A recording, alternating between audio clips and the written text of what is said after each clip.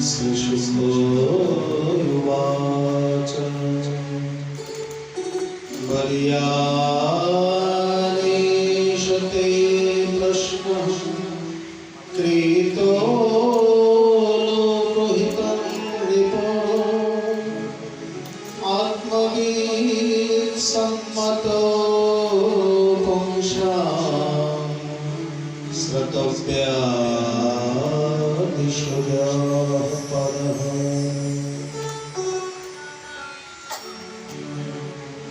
परमहंस परिव्राजकुलमुकुटमणि श्री श्रीजौ सुखदेव गोस्वामी चरण गंगा तटे प्रायोपविष्ट राजर्षि महर्षि देवर्षि तथा ब्रह्मर्षिगण परिवेष्टित परम भागवत श्री श्रीजौ परीक्षित महाराजेर सभाय যে রূপে সর্ববেদান্ত সার শ্রীমদ্ ভাগবত কথা কীর্তন করেছিলেন,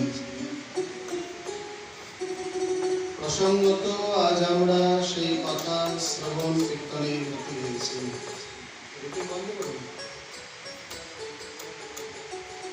পরম করুণা করুণালয় শ্রী শ্রীমান মহাপ্রভু তথা রাধারানীর অহেতুকী করুণায়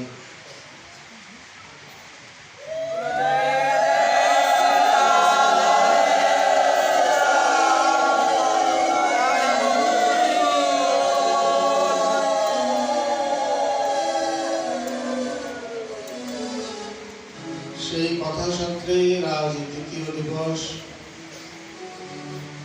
গতকাল পরম ভক্তপ্রবর দেবর্ষি নারদের পরম পাবন চরিত কথা শ্রবণ কীর্তন করতে গিয়ে শ্রবণ কীর্তন এবং সৎসঙ্গের যে মহিমা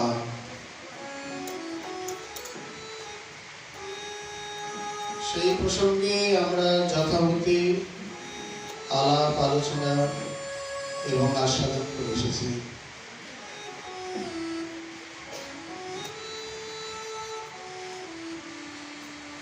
এই রূপে তিনি ব্যাসদেবকে চতুশ্লোকী ভাগবত দিয়ে গেলেন। একটু হালকাই করে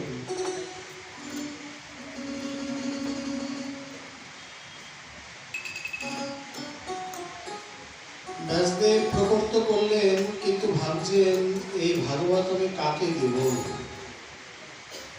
কারণ নির্মাই পুরুষ ছাড়া এই ভাগবত কেউ ধারণ করতে পারবেন না।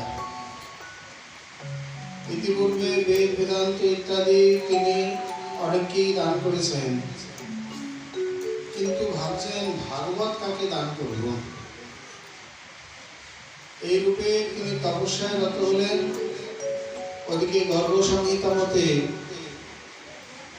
তিনি অর্থাৎ দেবর্ষি নারদ ভ্রমণ করতে করতে কৈলাসে গেছেন।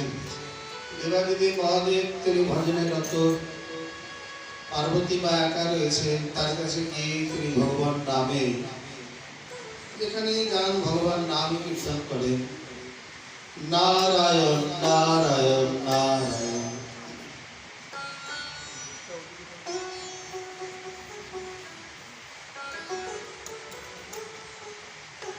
পার্বতী মা দৌড়ে এসছেন।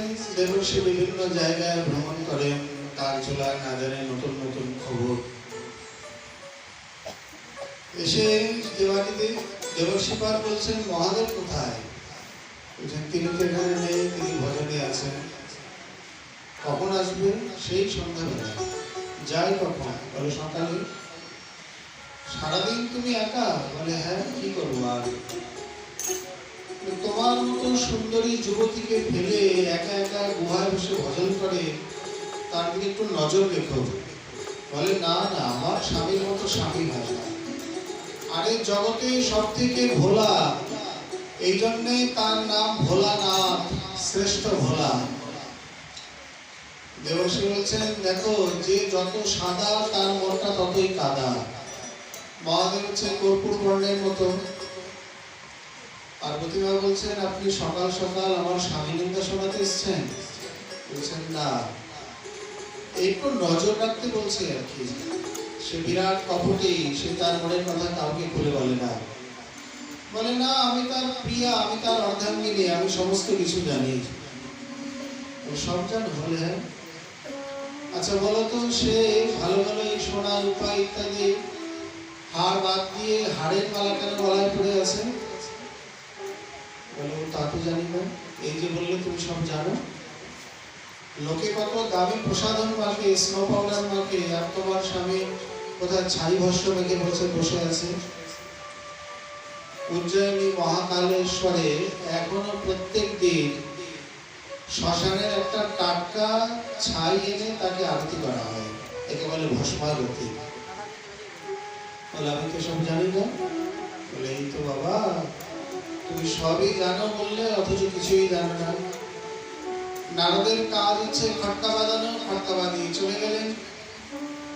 ওদিকে স্ত্রী পার্বতী মা ভাবছেন, আমি তো তাকে বড় ভোলা মনে করেছিলাম, কিন্তু দেখছি কপটের শিরোমণি। ঠিক সন্ধ্যাবেলায় আসার পূর্বে হাত পা ছুড়ে কান্না শুরু করেছেন। মহাদেব এসে বলছেন, দেবী কি হয়েছে কি? যেমনই স্পর্শ করতে যাবেন সঙ্গে সঙ্গে বলেন, খবরদার, কপটি কোথাকার, স্পর্শ করবে না। কিছুই বলে না, খালি বলে কপটি কপটি। মহাদেব নন্দিনী বলছেন, হ্যাঁ রে, কেউ এসেছিল নাকি? মানে একবার দেবর্ষী নারদের কণ্ঠস্বর পেয়েছিলাম, মানে তোমাধারী না জানি কোন খটকা বাজিয়ে গেছে। আরে কি হয়েছে বলবে তো? সারাদিন পরে এসছি, আগে খেতে দাও, তারপরে অন্য কথা। তখন সংক্ষেপে বললেন, এই ব্যাপার, দেখতে চাও না শুনতে চাও? বলে দেখতে পেলে আর কি শুনতে চাই? তাহলে আগামীকাল তোমাকে সচক্ষে দেখাবো, এখন তাড়াতাড়ি খেতে দাও। পরের দিন পার্বতী মাকে নিয়ে ভ্রমণে বেরিয়েছেন। এমন একটা জায়গায় উপস্থিত হলেন, না ঠাকুর দেবতা, না কোনো বৃক্ষ পাথর, কিছুই নেই, খালি জায়গা। সেইখানে গিয়ে প্রণাম করেছেন। দেবী বলছেন, এখানে প্রণামের হেতু? বলছেন, জায়গাটা সিদ্ধ ভূমি, আজ থেকে বহু বছর পূর্বে কোন মহাত্মা এখানে সিদ্ধি লাভ করেছিলেন। আরেকটু জায়গায় গিয়ে প্রণাম করেছেন। এখানে বলে বহুবার আগে গিয়ে কোন মহাত্মা সিদ্ধি লাভ করবেন, ও এখনো করেননি, অগ্রিম প্রণাম।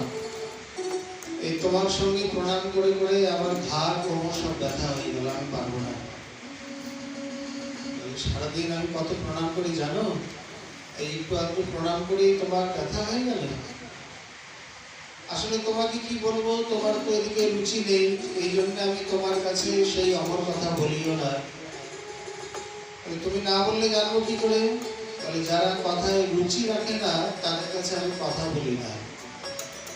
তার মানে যারা কথা শুনতে বসে ঘুমিয়ে পড়ে, অন্যমনস্ক, কথার মধ্যে অন্য কথা বা বিষয় ইত্যাদি আলোচনা করে, মনোচিন্তন করে, কথায় রুচিমান নয়, তারা কথা শ্রবণের অনধিকারী, তাদের নিকট আমি কথা কীর্তন করি না।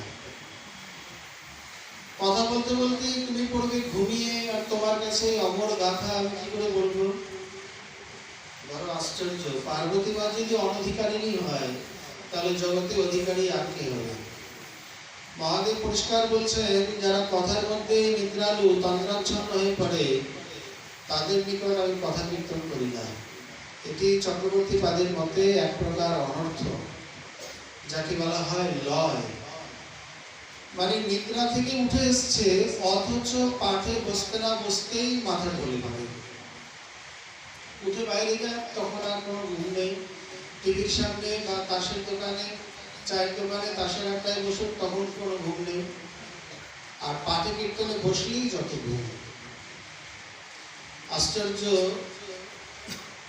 মহাপ্রভু এমন একটি সভা দিয়ে গেছেন, মানে যাদের ঠান্ডার তেল মালিশ করে ঘুম হয় না, ট্যাবলেট খেয়ে বা অন্য কোনো উপায়ে ঘুম হয় না, তারা ভাগবতে পাঠের আসরে এসে বসলেই হয়। একেবারে দিব্যি, এত সলিড ঘুম যে শরীর সুস্থ হয়ে ওঠে।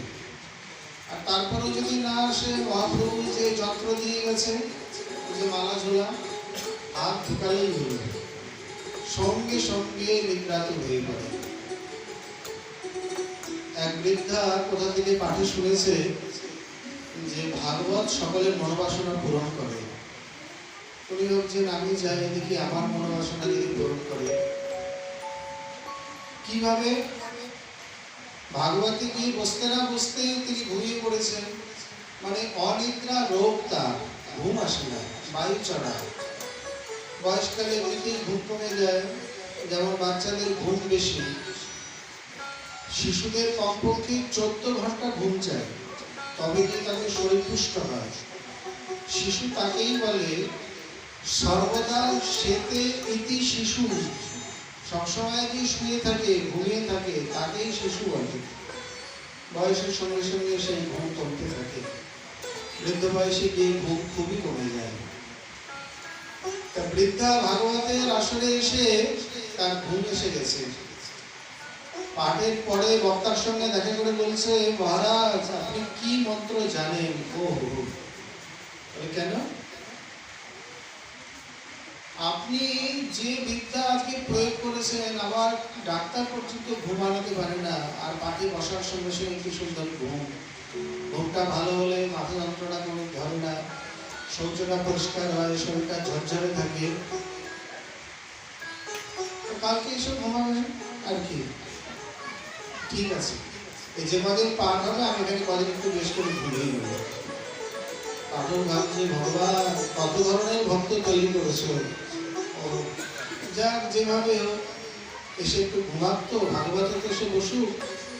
ভক্তবৃন্দের চরণ ধুলি উড়ে গিয়ে তো এক কণা মস্তকে পড়ুক, কোনো না কোনোদিন সদ্বুদ্ধি যেতে হবে।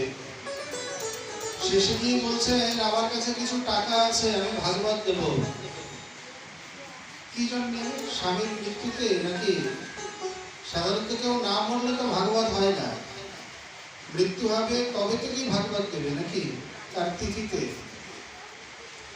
বলছেন না না, আমার মনোবাসনা পূরণ করেছে, যাতে আমি আরো ভালো করে ঘুমাতে পারি, এই জন্য ভাগবত সপ্তাহ দেব। বক্তা মশাই আশ্চর্য হয়ে গেলেন, বললেন ঠিক আছে, তোমার মনোবাসনা পূরণের জন্য তুমি দিও, তাও যদি ভাগবতের কৃপায় কোনোদিন তোমার ভক্তি বা এই ভজনের ভাব জেগে ওঠে। যেমন গীতায় আছে না, যে গীতা পাঠ করলে প্রতিদিন যারা গীতা পাঠ করে তাদের সুন্দরী স্ত্রী লাভ হয়। এখন সুন্দরী স্ত্রীর লোভে কেউ যদি গীতা পাঠ করে তাও ভালো। কোনোদিন যদি গীতার বাণী মর্ম সে বুঝতে পারে, তখন আর সুন্দরী স্ত্রীর লালসা তার মনে থাকবে না। একে বলে রচনার্থ ফলশ্রুতি। ধীরে ধীরে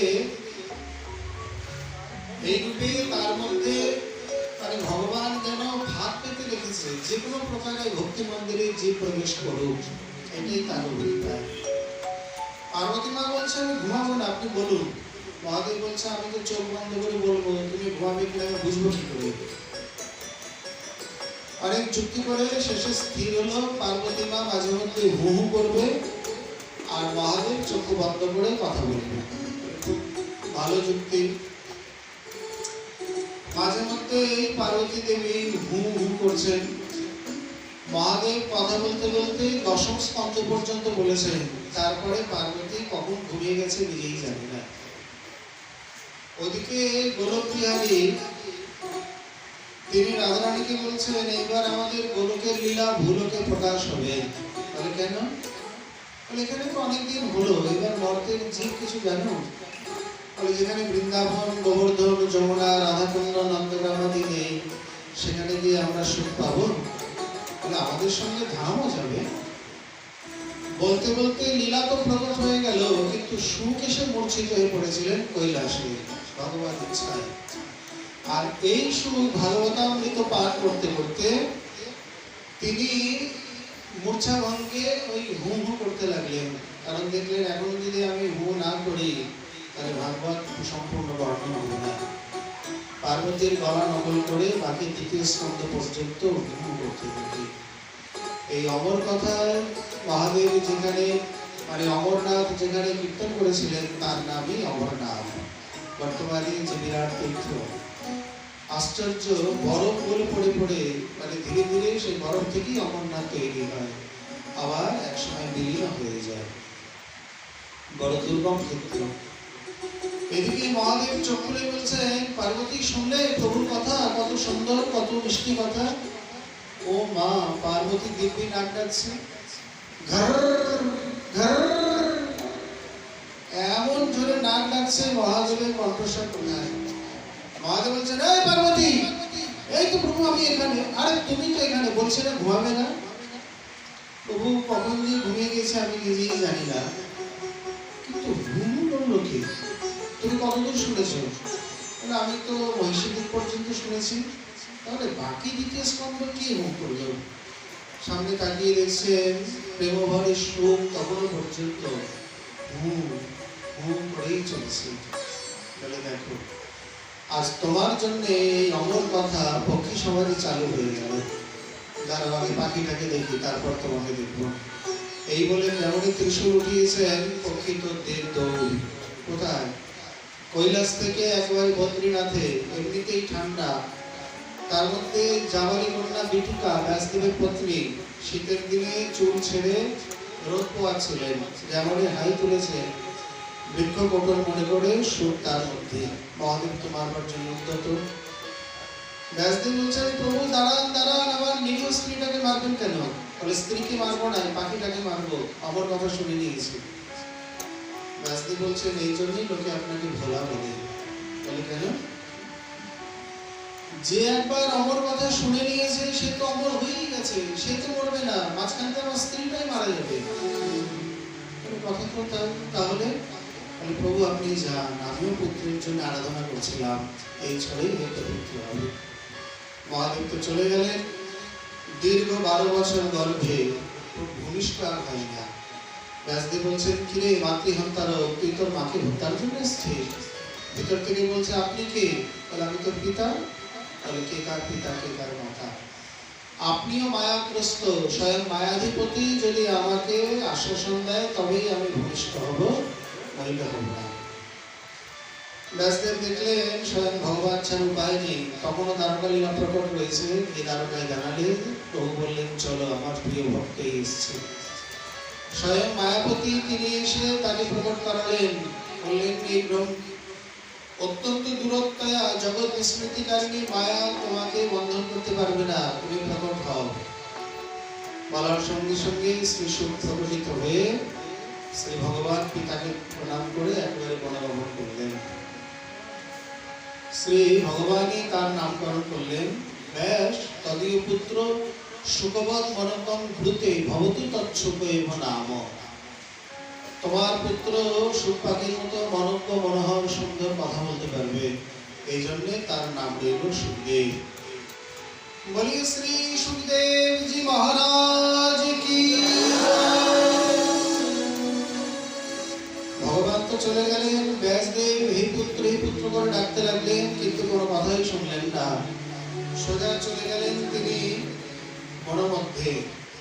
অপ্সরাগণ দেখে লজ্জায় কাপ বস্ত্র পরিধান করলেন। ব্যাসদেব বলছেন, বড় আশ্চর্য, আমার নগ্ন কিশোর পুত্র চলে গেল, তাকে দেখে লজ্জা নেই, আমি বৃদ্ধ, আমাকে দেখে লজ্জা। অপ্সরাগণ বলছেন, ক্ষমা করবেন আচার্য, আপনার পুত্র নগ্ন কিশোর হলেও স্ত্রী এবং বিধানা যত্র বিবিক্ত দৃষ্টে, আপনার পুত্রের মধ্যে স্ত্রী পুরুষ নেই। আপনি বৃদ্ধ হলেও আপনার মধ্যে স্ত্রী পুরুষ দেওয়া গেছে, এই জন্য আপনাকে দেখে লজ্জা, পুত্রকে দেখে লজ্জা নেই। মনের কাঠুরিয়ারা এসে বলছেন, বাবা না জানি কোন অদ্ভুত ভূত এসছে একটা, নড়াচড়া করে না, চুপচাপ বসে থাকে। বর্ণনা শুনে ব্যাসদেব দেখলেন এ তো তারই পুত্র। তিনি গিয়ে ভাগবতের পুতনামক্ষণের কারুণাত্মক একটি শ্লোক শিখিয়ে দিলেন। বললেন, এই শ্লোক শুনে যদি ভূত নড়াচড়া করে তাহলে এর থেকে ভালো মন্ত্র তোদের শিখিয়ে দেবে। যেমনই কি উচ্চারণ করেছে, সুখদেবের মন হরিল লীলার শ্রবণে। কি বলছেন আচার্য, মন্ত্র খুব শক্তিশালী, ভূত তো একেবারে নড়ে চড়ে বসেছে। বলে, এইবার তোদের যে মন্ত্র দেবো তোদেরকে ধরতে আসবে, খবরদার ভয় পাবি না, তোরা সোজা আমার কাছে চলে আসবি, আমি ভূতকে বশ করে দেবো। এই বলে উত্তরাগস্টে মাধুর্য মন্ডিত সেই বিখ্যাত শ্লোক শিখিয়ে দিলেন। বরাহপীডং নটবরবতু কর্ণয়োঃ কর্ণিকারং বিভ্রগবাসগণকপিশং বৈজয়ন্তে চ মালা রন্ধ্রান বীণরধরশূধয় पूरयन् गोपवृन्दै वृन्दारण्यं शपदरमणं प्राविशद् गीतकीर्तिः।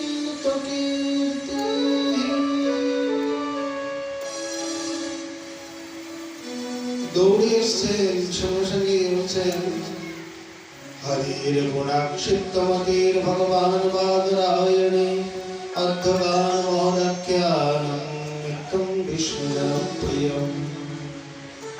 শ্রী সুখদেব একটা গাভী দহন করতে যতটুকু সময় লাগে ততটুকু সময় এক জায়গায় অবস্থান করে, পাছে মায়া তাকে গ্রাস করে। সেই সুখদেবকে ব্যাসদেব বলছেন একটি দুটি শ্লোক শুনে তোমার এই অবস্থা, এই নাম সম্পূর্ণ ভাগবত তোমার জন্য। দীর্ঘ সপ্তাহ কাল অবস্থান করে সম্পূর্ণ ভাগবতকে তিনি অনুশীলন করলেন। এখানে এই ভাগবতের সব থেকে বিরাট মানে শ্রেষ্ঠতম দার্শনিক শ্লোক যে আত্মারামশ্চমনায় নির্গ্রন্থ পরক্রমে কুর্বন্ত হিতুকে ভক্তি নিত্যম বুতো গুণহরি। আত্মারাম মুনিগণে মনাকর্ষে, এই শ্লোক এত দুর্গম্ভীর। সার্বভৌম ভট্টাচার্য 9 প্রকারে প্রথমে ব্যাখ্যা করেন লীলাচলে, তাকে বাদ দিয়ে মহাপ্রভু 18 প্রকারে ব্যাখ্যা করেন। আবার কাশীতে সনাতন প্রভুর কাছে 61 প্রকারে ব্যাখ্যা করেছে। এই সেই শ্লোক। ব্রহ্মানন্দ হইতে পূর্ণানন্দ লীলারস, ব্রহ্মানন্দে আকর্ষিয়া করি কৃষ্ণব, সর্বকর্ষক সর্বাহ্লাদ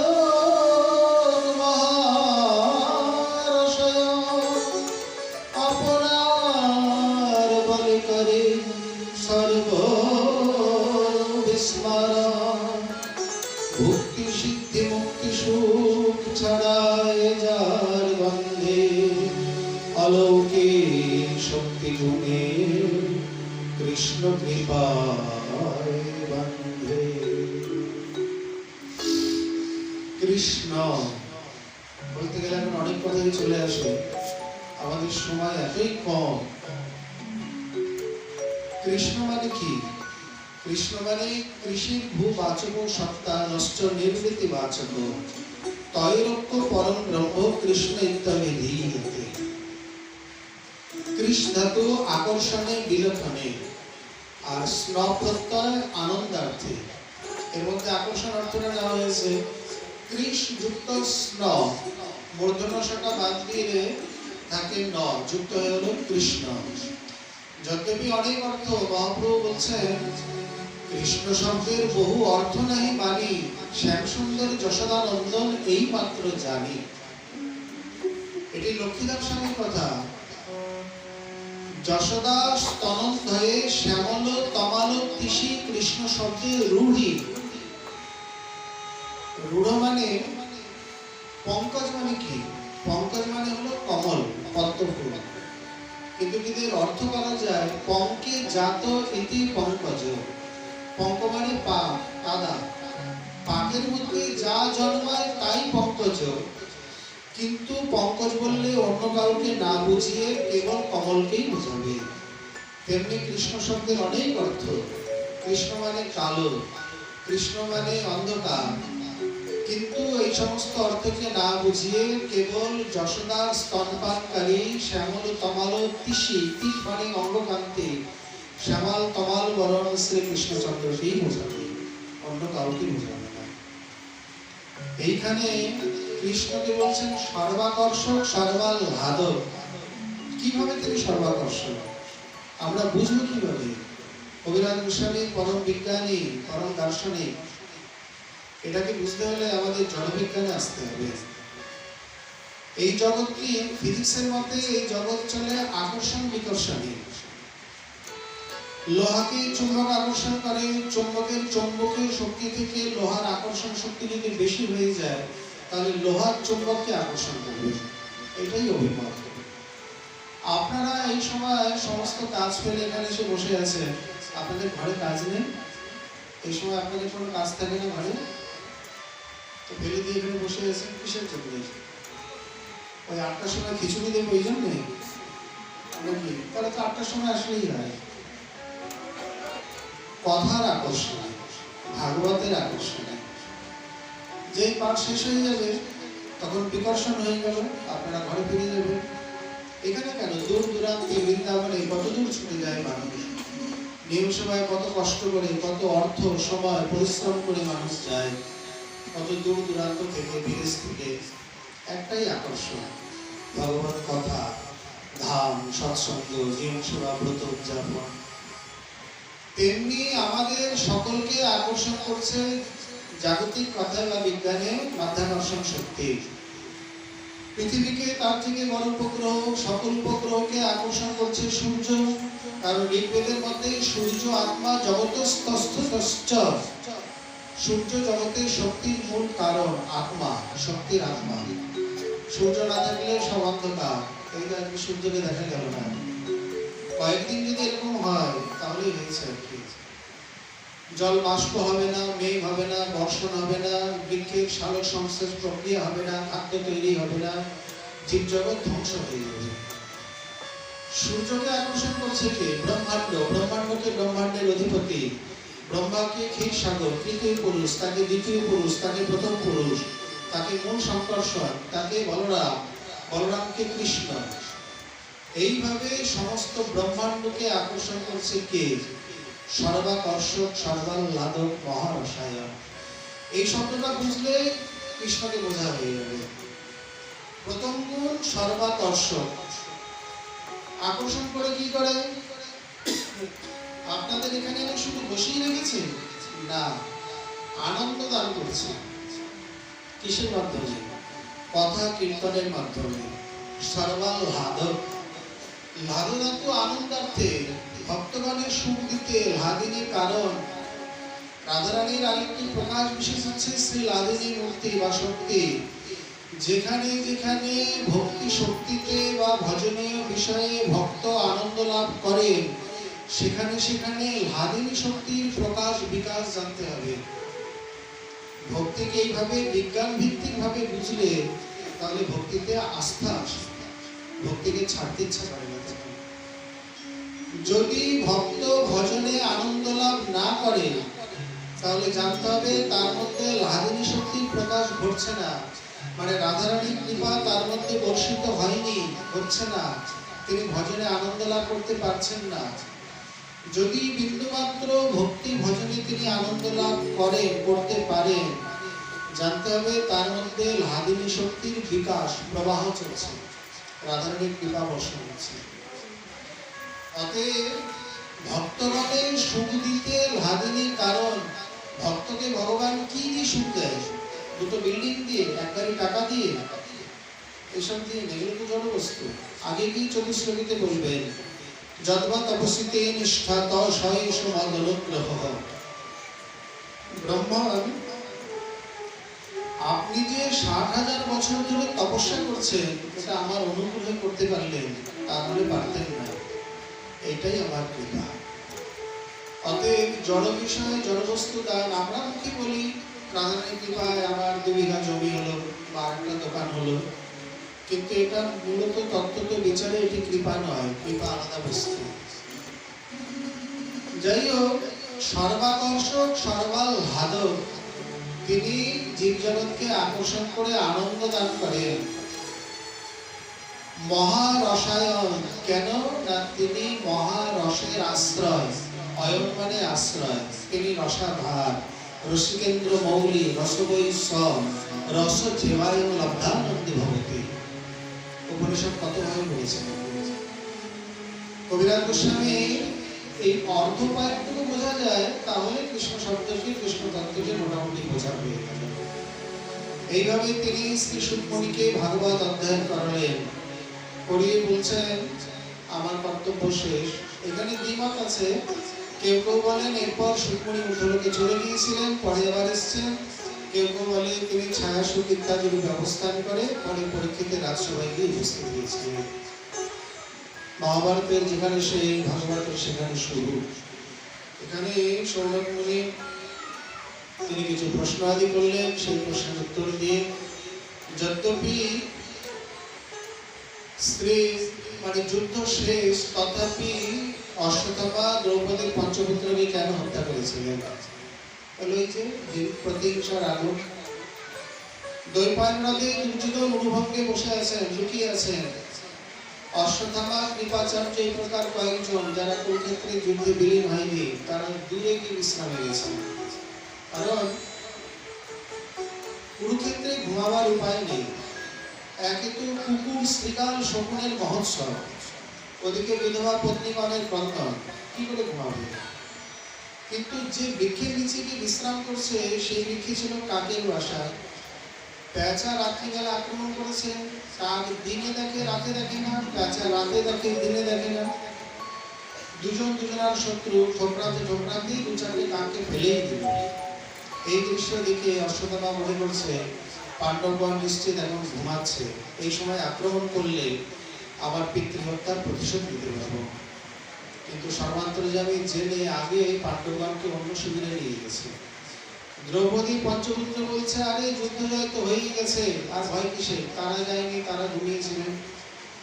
অশ্বত্থামা দুর্যোধনের কাছে এসে বলছে তুমি সকলকে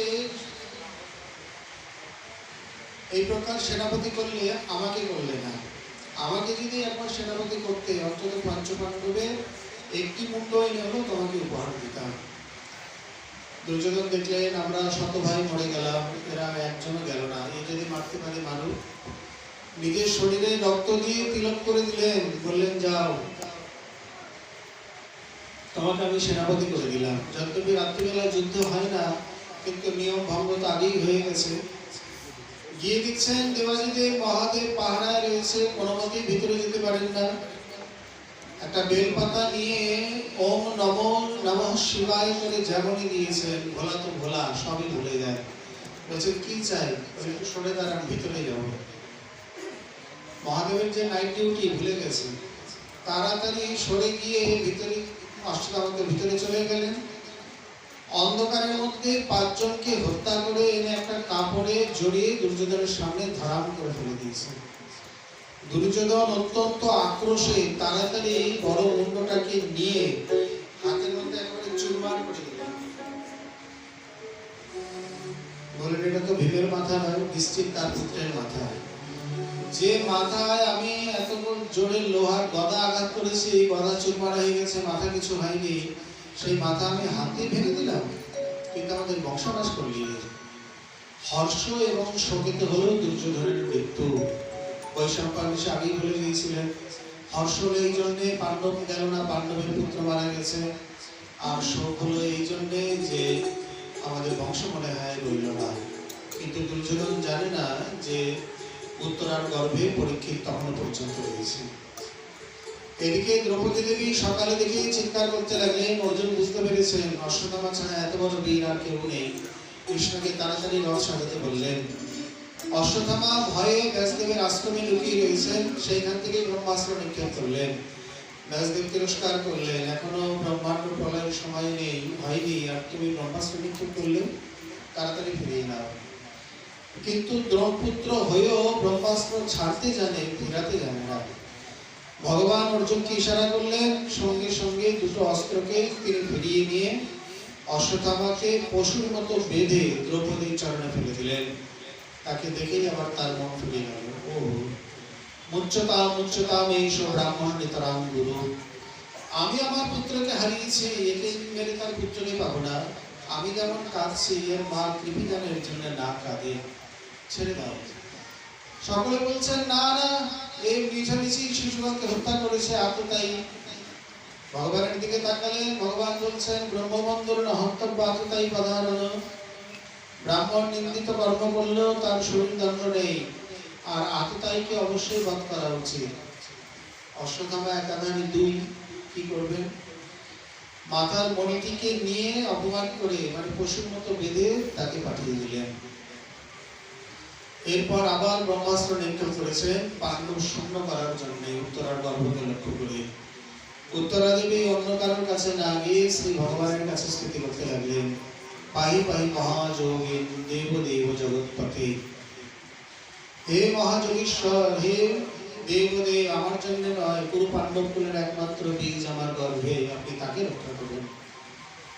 তার সুন্দর ভাব দেখে তিনি তার বিষ্ণু তেজের দ্বারা গর্ভে প্রবেশ করে ব্রহ্মতেজকে নিবারণ করলেন। এই গর্ভে পরীক্ষিত মহারাজ তাকে একবার দর্শন করেছিলেন।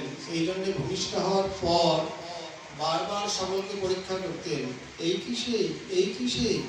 এই পরীক্ষা করতে করতে তার নাম হয়ে যায় পরীক্ষিত। এদিকে শ্রী ভগবান বলছেন, পিসিমা এবার আমি তাহলে আসি।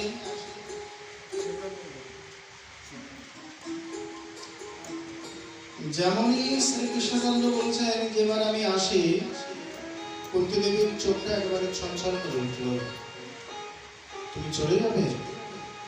বলে হ্যাঁ পিসিমা, যেতে তো হবে, কারণ অনেকদিন রয়েছে, দ্বারকা কেমন আছে, দ্বারকাবাসীগণ পিতা মাতা যাওয়া তো দরকার। কুন্তী দেবী চক্ষুটা বন্ধ করে ঝরঝর করে অশ্রুপাত করতে লাগলেন।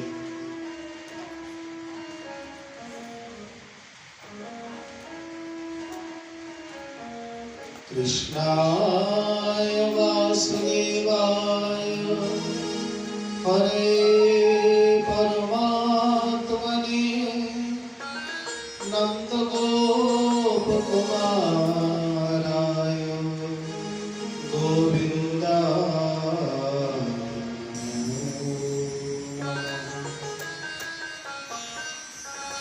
হে কৃষ্ণ, হে গোবিন্দ, হে হরি, হে নন্দ গোপের কুমার, তোমাকে আমি বারবার প্রণাম জানাই।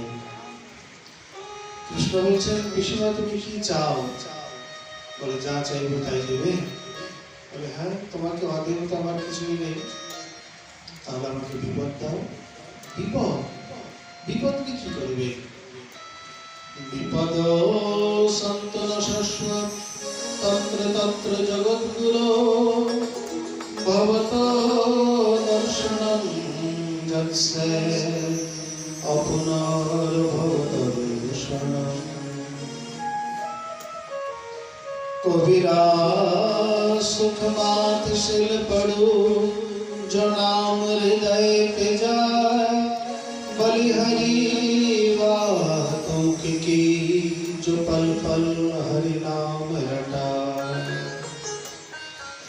दुख में सुमिरन सब करे, सुख में ना करे कोई, सुख में अगर सुमिरन करे तो दुख कहाँ से हो।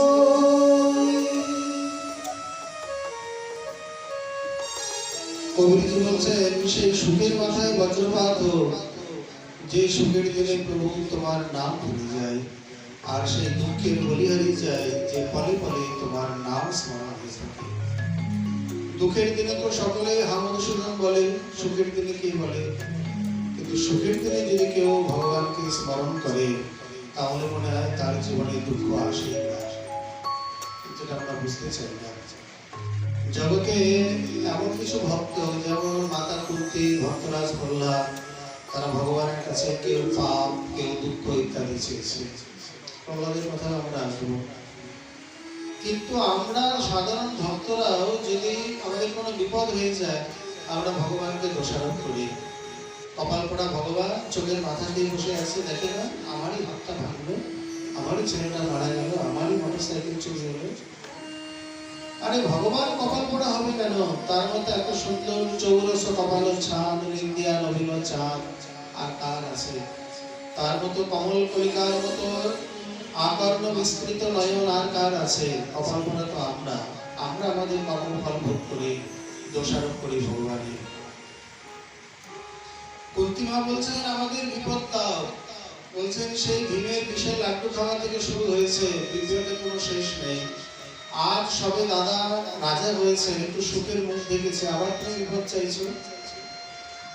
দেবী বলছেন না, এটি সুখ নয়। যে বিপদের দিনে তোমাহেন সম্পদ কাছে এসে উপস্থিত হয়, সেটাই যথার্থ সম্পদ। আর যে সম্পদের দিনে তোমাহেন সম্পদ দূরে চলে যায়, তাকেই আমি যথার্থ বিপদ বলি। একেবারে শাস্ত্রের সার কথা। কুন্তিমা না গুরুকুলে গেছে, না বেদান্ত অধ্যয়ন করেছেন, না সন্ন্যাস করেছেন, অথচ কি করে শাস্ত্রের সার বাণী বলে দিলেন? ভক্তির প্রভাবে। ভাগবতে দেখা যায় পুরুষ ভক্তাপেক্ষা মহিলা ভক্তগণের স্তুতি বেশি কঠিন এবং তাৎপর্যপূর্ণ। আগে গিয়ে দেবকী মায়ের স্তুতি, তার আগে দেবকী মায়ের স্তুতি আসবে, আরো গুরু মায়ের। শেষে কি বলছেন? ঠিক আছে, আমি যাব না, হয়েছে তো। কুন্তিমা বলছেন, তুমি সর্বত্র রয়েছ, অথচ তোমাকে দেখা যায় না, নটনাট্য বিবাহ করো, এটাই তোমার মায়া। বলে তার মানে? তার মানে অন্য কিছু নয়, তার মানে হলো তুমি এই প্রকার সূত্রধরের মতো সকলকে নাচিয়ে চলেছো, অথচ তোমাকে কেউ দেখতে পায় না। এখনকার দিনে এগুলো উঠে গেছে যে পুতুল নাচ, আগেকার দিনে অনেক ছিল। পুতুলগুলো স্টেজে নাচতো, কিন্তু সূত্রধর আড়ালে থাকতো, সেই সূত্র দিয়ে তাকে নাচাতো। ভগবান হচ্ছে সেই প্রকার সূত্রধর, আমাদেরকে নাচিয়ে চলেছে। তবে ঠিক আমাদের নয়, আমরা কর্মফলে নাচি, আর নিত্য মুক্ত যারা তাদেরকে তিনি নাচান। এখন এক সভায় হয়েছে কি, এক পণ্ডিত রাজসভাতে তিনি ভাগবত পাঠ করেন। যখন যেমনই বলেছেন ভগবান সর্বত্র আছে, অথচ তাকে দেখা যায় না, তো রাজামশাই পণ্ডিতকে জিজ্ঞাসা করছেন, একটু দাঁড়ান, ভগবান সর্বত্র আছে অথচ তাকে দেখা যায় না কেন? পণ্ডিত বলছেন, এত কঠিন প্রশ্নের উত্তর আমি দিতে পারবো না।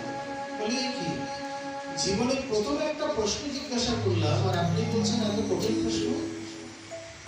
আপনাকে 7 দিন সময় দিলাম, যদি ঠিক মতো বলতে পারে তাহলে চাকরি থাকবে, তাহলে আপনার মুখে ভাগবত শুনে আর কি লাভ? পণ্ডিতের তো মাথায় ভাঁজ, বিষণ্ণ বদনে ঘরে ঢুকেছেন।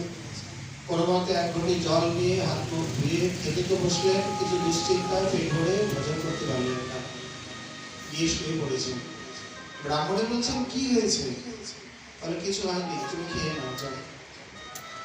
আরে কিছু তো একটা হয়েছে, বদনটা তো বিষণ্ণ, পেট ভরে ভোজন করলেন না, বলুন না কি হয়েছে। আরে তুমি মহিলা মানুষ শুনে কি করবে, আরে বলুন না।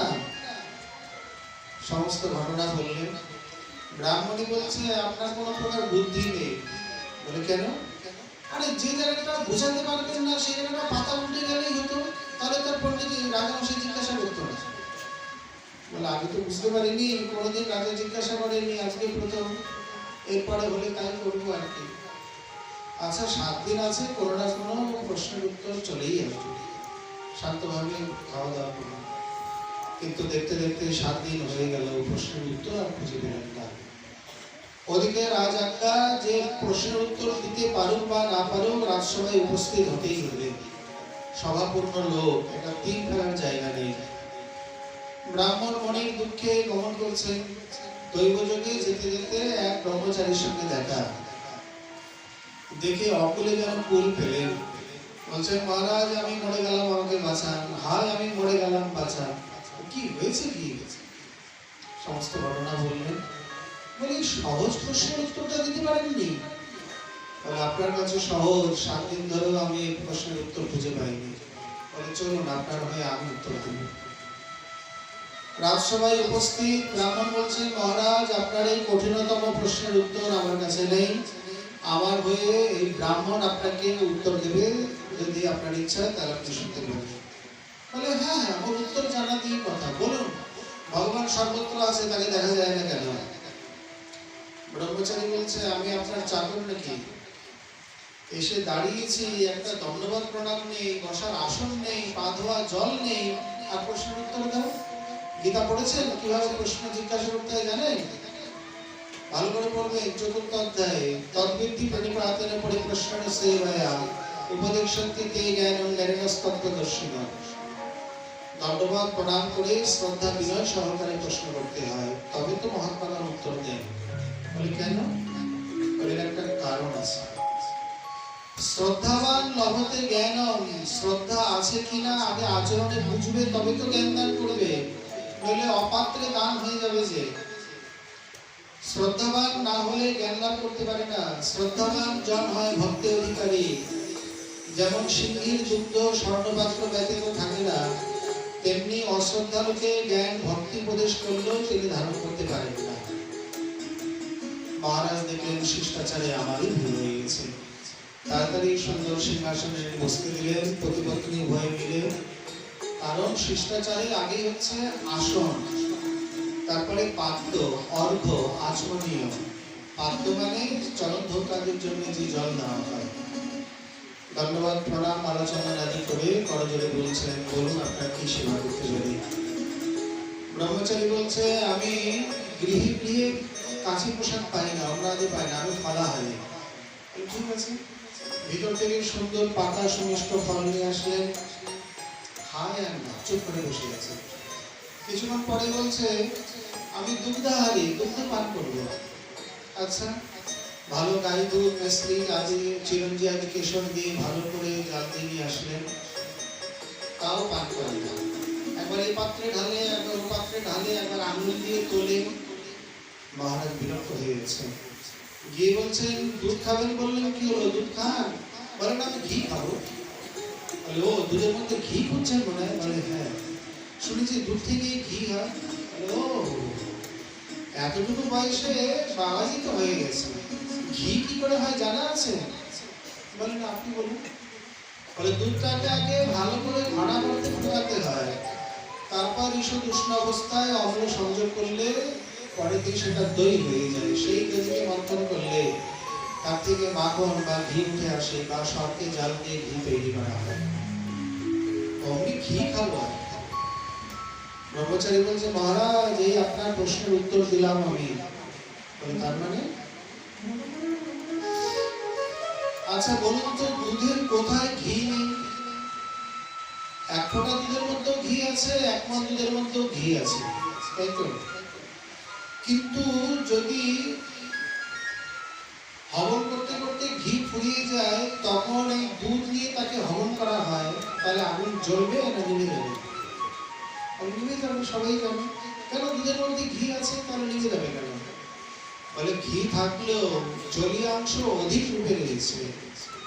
ঘিয়ের মধ্যে কোনো জলীয় অংশ নেই, ওটা তৈজস পদার্থ, দাহ্য পদার্থ। ঘিটা হচ্ছে দুধের শ্বাস। অতএব এই কারণে বলছেন যে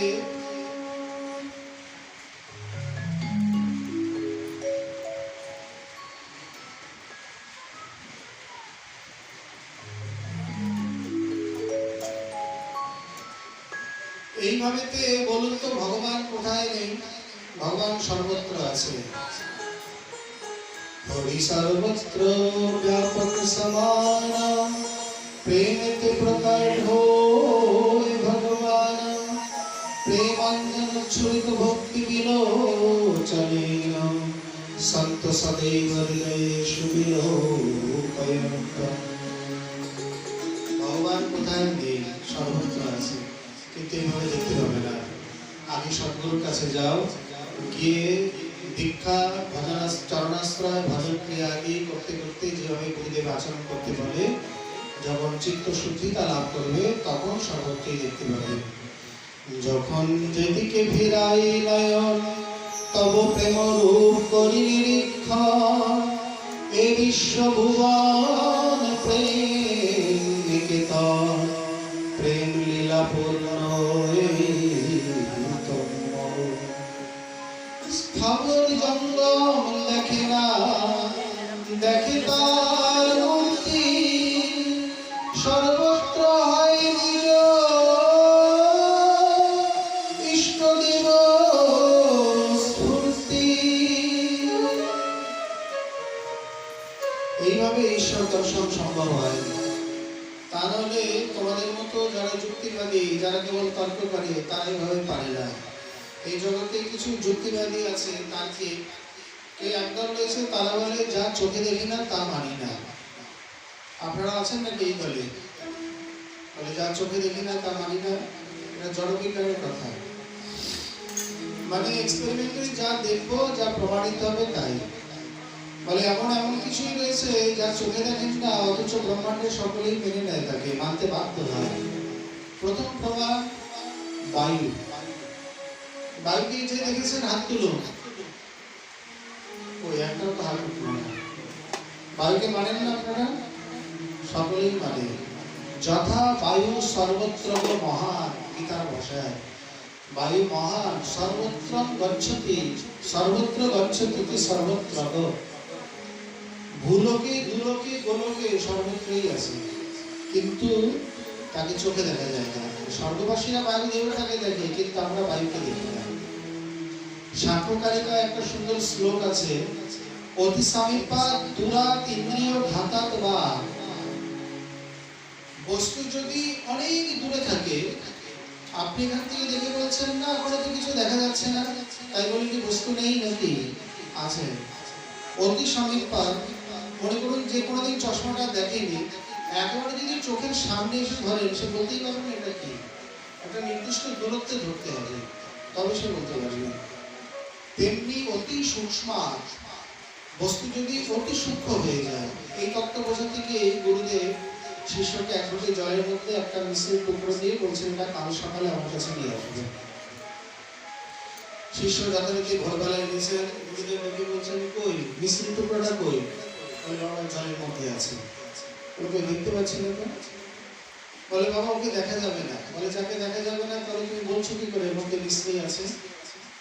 বলে মিশ্রিটা জলের মধ্যে এমন সূক্ষ্ম অবস্থায় মিলে গেছে, ওকে এখন চোখে দেখা যাবে না, ওকে জিহ্বায় দিলে ওর অস্তিত্ব বসে যাবে।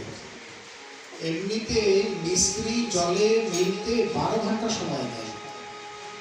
একটা প্রবাদ আছে, আমাদের মায়েরা কি করে, মিশ্রি রাত্রিবেলা ভেজায়, চিনি ভিজতে 10 ঘন্টা সময় নেয়, মানে মিলতে, তার পরমাণুগুলো মিলতে। মিশ্রি নেয় 12 ঘন্টা। মিশ্রি সঙ্গে সঙ্গে ভিজিয়ে খেলে কোনো উপকার নেই। মনে করুন মিশ্রি গুঁড়ো করে আপনি সঙ্গে সঙ্গে জলে মিলিয়ে নিলেন, মিশ্রির গুণ আপনি পাবেন না। মিশ্রিকে কমপক্ষে আগের দিন রাত্রে এই জন্যই ভিজিয়ে দিতে হয়, যাতে তার সূক্ষ্ম অনুপরমাণুগুলো জলের সঙ্গে মিশতে পারে এবং আপনার শরীর গ্রহণ করতে পারে। তাহলে যখন বস্তু অতি সূক্ষ্ম হয়ে গেল, তখন তাকে আর দেখা গেল না। আবার যখন অতি স্থূল বিভু হয়ে যায়, যেমন আত্মা, যেমন বায়ু, আকাশ, এদের দেখা যায় না, এরা বিরাট বিভু স্থূল পদার্থ। তেমনি ইন্দ্রিয় ঘাতা, কারো যদি চোখে বা কানে কোনো দোষ থাকে, সামনে দিকে চলে গেল, সে দেখতে পাবে না। যদি বলে আমি তো দেখতে পাইনি, সে যায়নি, সেটা অন্যথা হয়ে যাবে, মিথ্যা হয়ে যাবে। এইভাবে অনেক প্রকারেই বস্তুকে বোঝা যায় না। তাই বলে আপনি কি করে বললেন যে বস্তু নেই বা তার অস্তিত্ব নেই? সব থেকে বড় কথা এরপরে রয়েছে অনুভূতি। বলে যেমন গিয়ে গালের মধ্যে মেরেছেন জোর করে এক থাপ্পড়, লাগে না? বলে লেগেছে, ওই চোখে দেখলাম না, কোথায় লেগেছে? যদি বলে লাগাটা তো চোখে দেখিনি, তাই বলে অস্বীকার করলে পারা যাবে? বারবার মারছে, বারবার আঘাত লাগছে, ওটা তো অনুভব হচ্ছে। অনুভবকে চোখে কে দেখে, কিন্তু তাও তো স্বীকার করতে বাধ্য হয়। এইরকম অনেক ব্যাপারই জগতে রয়েছে, মেনে নিতে হয়। ভগবান জড়বস্তুর গোচরীভূত নয়, জড় ইন্দ্রিয়ে তাকে এইভাবে দেখা যাবে না। এই জন্যই সাধন ভজনে যখন চিন্ময়ত্ব প্রাপ্ত হবে, তখন অবশ্যই দেখা যাবে। এই বিষয়ে কোনো তর্ক নেই। নমস্কার দিয়ে শুরু করেছেন, নমস্কার দিয়ে শেষ করলেন। এইভাবে শ্রী ভগবান বলছেন, ঠিক আছে আমি এখন যাব না। তাহলে তুমি সন্তুষ্ট তো? সকলের মুখে হাসি ফুটে উঠল। ভগবান বিচার করলেন, বিশ্বদেব এখনো শয্যায় রয়েছে, তিনি আমাকে দর্শন না করে প্রাণ ত্যাগ করবেন না, উত্তরায়ণ কালের জন্য অপেক্ষা করে আছে। গতকাল মকর সংক্রান্তি গেল, মকর সংক্রান্তি থেকে কর্কট সংক্রান্তি পর্যন্ত উত্তরায়ণ কাল, মানে গতকাল থেকে উত্তরায়ণ কাল শুরু হলো। পৌষ সংক্রান্তিকে বলে মকর সংক্রান্তি, আষাঢ়ী সংক্রান্তিকে বলে কর্কট সংক্রান্তি। ওদিন সূর্য কর্কট দেখায় যায়। এই 6 মাস হলো উত্তরায়ণ, আর বাকি 6 মাস হলো কর্কট সংক্রান্তি থেকে মকর সংক্রান্তি দক্ষিণায়ন। আমাদের মতো দেবতাদের দিন গণনা নয়, এই গতকাল দেবতারা জেগে উঠলেন, এখনো মুখ ধরেছেন কিনা জানি না। উত্তরায়ণকাল দেবতাদের দিন, দক্ষিণায়ন দেবতাদের রাত্রি, তখন শয়নে যায়। এই জন্য প্রায় করে শুভকর্ম যাগযজ্ঞাদি দক্ষিণায়নে করে না, কারণ দেবতা তো ঘুমিয়ে আছে। কার মুখে আপনি হবন করবেন? হব্য কব্য কে নেবে? কব্য পিতৃগণ নেবে, হব্য দেবতাগণ নেবে। দেবতাগণ তো কখনো ঘুমিয়ে, তার মুখে হব্য দিলে যাবে না। এই জন্য যাগযজ্ঞ সাধারণত উত্তরায়ণকালে করে। আর একটা ব্যাপার আছে, উত্তরায়ণ মানে সাধকের যে উত্তর অবস্থা বা পরিপক্ক সিদ্ধাবস্থা, এখানে বিশ্বদেব সেই জন্যই অবস্থান করছেন। শ্রী ভগবান আসবেন, তাকে দেখে প্রাণ ত্যাগ করবেন। তার প্রতিজ্ঞা ছিল হস্তিনাপুরে সুন্দর রাজা উপহার দিয়ে তিনি প্রাণ ত্যাগ করবেন। যুধিষ্ঠির সিংহাসনে বসার সঙ্গে সঙ্গেই তার চলে যাওয়া উচিত ছিল, কিন্তু যেহেতু ভগবান আছে সামনে, তো তাকে দেখেই প্রাণটা ত্যাগ করি। আর ভক্ত বাঞ্ছা পূর্তি ভিন্ন নাহি অন্য কৃত্য। ভগবান অন্তর্যামী, তিনি দেখছিলেন আমার প্রিয় ভক্ত দ্বাদশ ভাগবতের অন্যতম একজন, তিনি অপেক্ষমান, অনেক কষ্ট ভোগ করেছে, অনেক নির্যাতন যাতনা পেয়েছে। অন্তিম অর্থে আবার দর্শন করে সে লাভ করে ধীরে ধীরে এসে উপস্থিত। সদেব দেব ভগবান জগৎপতে যাবদিদং কলেবরং হীনম বহম। হে দেবদেব, হে জগন্নাথ, যতক্ষণ আমি আমার এই পাঞ্চভৌতিক শরীর পরিত্যাগ না করি, ততক্ষণ আপনি আমার নয়ন সম্মুখ থেকে কোথাও যাবেন না। এটি ভক্তের আদেশ না প্রার্থনা? সংস্কৃতে বিধাত্রী নামের যে বিভক্তি রয়েছে লোক, ওটাতে আদেশও হয়, প্রার্থনাও হয়। এখানে সেইটাই প্রয়োগ আছে। তাহলে আপনি কি ধরবেন? আদেশ ধরবেন না প্রার্থনা ধরবেন? ভক্ত ভগবানকে আদেশ করে না, প্রার্থনা করে। এখানে প্রার্থনা লোক, এটাই ব্যাকরণ সূত্র ধরতে হবে। অতএব শ্রী বিশ্বদেব প্রার্থনা করলেন। ভগবানের নড়ার সামর্থ্য নেই, ভক্ত যা বলে তাই। যুধিষ্ঠিরকে লক্ষ্য করে দান ধর্ম, রাজধর্ম, স্ত্রী ধর্ম ইত্যাদি বহু কিছু শিক্ষা দিয়ে বলছেন, যুধিষ্ঠির ইনিকে জানো?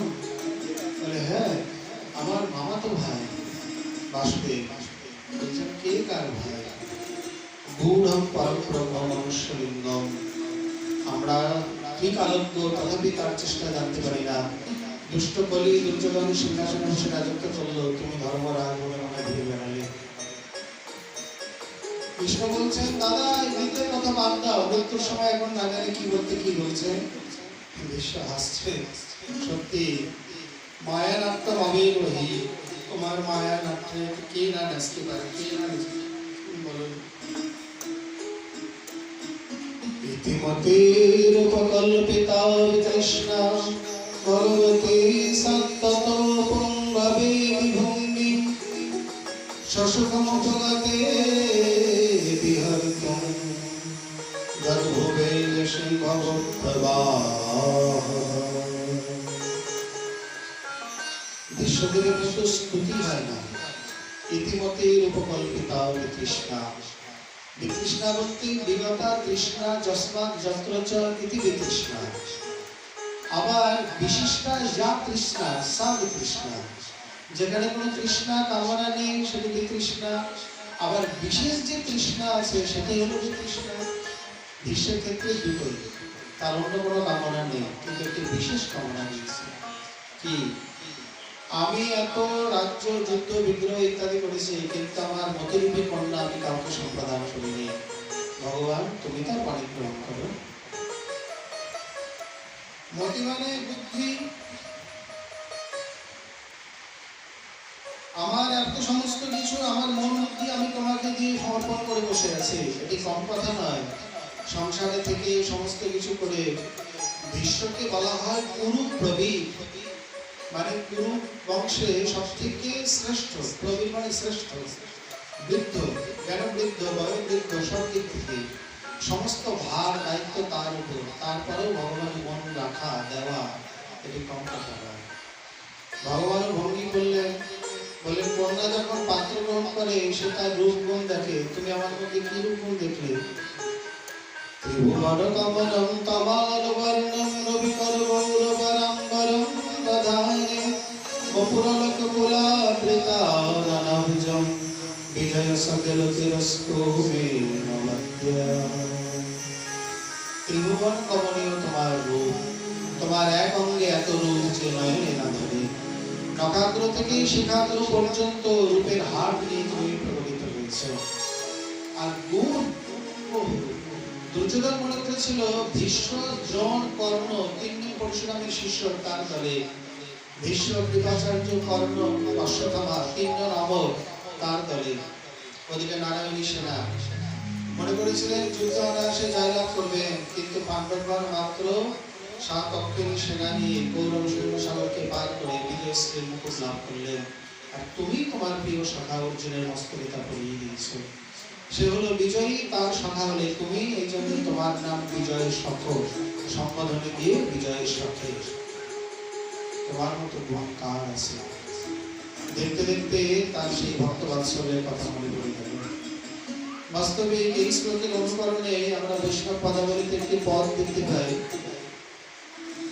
একই গৌর প্রিয় সেনারি অন্য নায়িকারে কইছে ছাড়ি, অদত্ত তনয়া রয়েছে ঘরে কেমনে উদর চৈত্রে।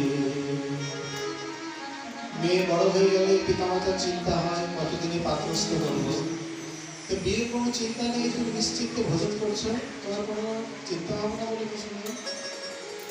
সতী কুলবতী তনয়া বড় গৌর বিশ্বম্ভর সম্বন্ধ করো, ভাবভূষণ দিবে তোদায় মলিন হবে না কোনই কালে।